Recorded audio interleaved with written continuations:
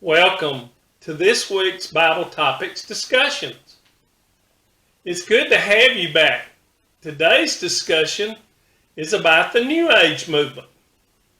I'll just go ahead and tell you that this topic could take many weeks to explain thoroughly, but we're just going to take 2 weeks to give you some fine points here and not go on and on with it.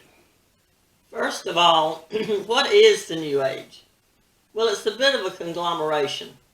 For the ease of understanding, for a Christian it can be described as any form of belief that doesn't accept Christianity, because Christianity says that there is only one way to God, and that's through Jesus Christ. In John 14, verse 6, Jesus himself says, "I am the way and the truth and the life. No one comes to the Father except through me."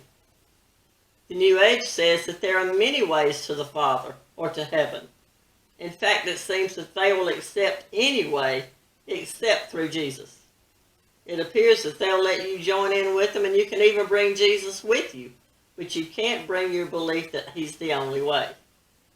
There's even a YouTube video of an episode of Oprah Winfrey's show where she said that he couldn't possibly be the only way. By the way, the Christian women in the audience opened up on her. You may have heard of the New Age movement several decades ago and are wondering why in the world we're dragging that old thing back up. Well, unfortunately, that old thing never went away. It seemed to take a back seat for a while, but it's always been around. It has gone through a bit of repackaging and now has more modern backers. And one of these has been Oprah Winfrey. Before her show went off the air, she had a guest on named Marianne Williamson. She introduced and promoted A Course in Miracles. This is a book that was actually written back in the 70s.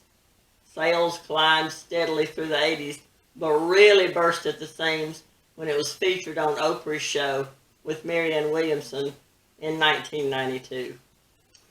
The book is pretty much anti-Christian, with teachings like there is no such thing as sin. You're not a sinner, and Jesus came to teach you that. They believe that everything and everyone is God. Remember Shirley MacLaine's proclamation years ago that she is God? They believe that even the door is God, the chair is God, the trees are God. Can you see where maybe nature worshipers might be New Age if they think that everything is God? People want to save the earth because it's God. They believe the universe is God and that it guides and blesses them. If they knew what the Bible says about the earth, they would realize that no one is going to save the earth. That's true, because the Bible says in 2 Peter 3, verses 10 through 13, "But the day of the Lord will come like a thief. The heavens will disappear with a roar. The elements will be destroyed by fire, and the earth and everything done in it will be laid bare. Since everything will be destroyed in this way, what kind of people ought you to be? You ought to live holy and godly lives as you look forward to the day of God and speed its coming. That day will bring about the destruction of the heavens by fire, and the elements will melt in the heat. But in keeping with his promise, we are looking forward to a new heaven and a new earth where righteousness dwells." So you see, no amount of striving to save the earth is going to save it. There might be some good to come from a person's efforts to preserve certain areas, but the earth is definitely going to go away someday and be replaced by new heavens and a new earth. Yep. Another thing that is appealing to unsuspecting people about the New Age movement is that they seem so full of peace and love, and they don't want there to be trouble between people. However, if you look at the Bible and even at the life of Jesus, you will find that wherever he went, he spoke truth that wasn't always peaceful and even agitated people.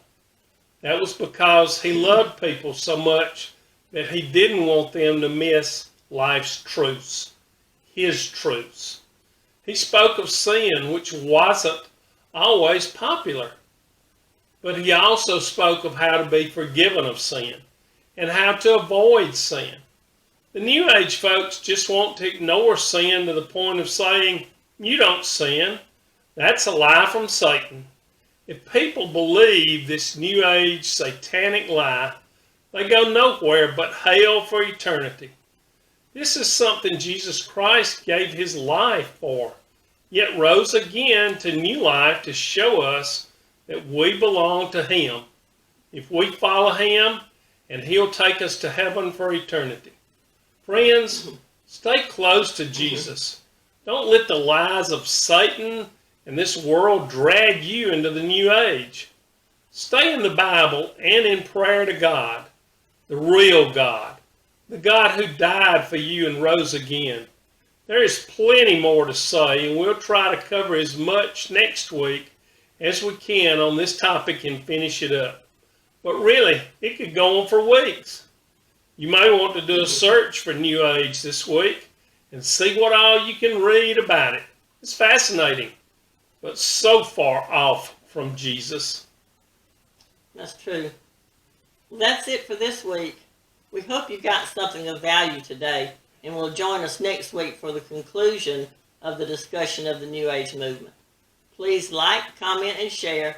And if you have questions, by all means, let us know. See you next week. Be blessed.